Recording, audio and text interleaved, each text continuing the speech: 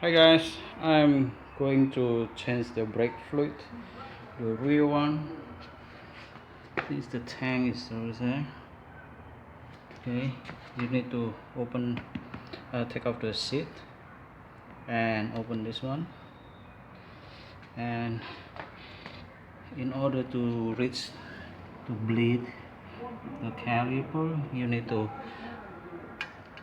take out the exhaust half is now, and then the front reservoir and bleed it on the caliper.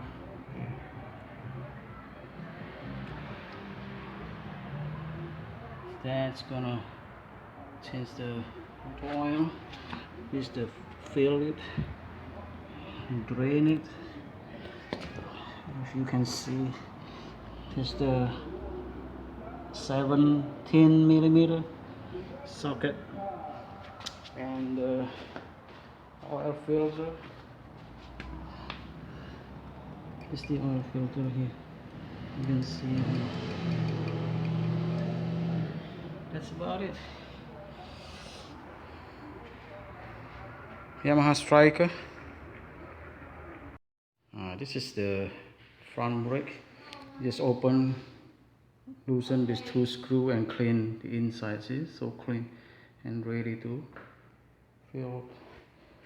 And you have to bleed from this caliper. Here's the nipple here. That's about it. So after you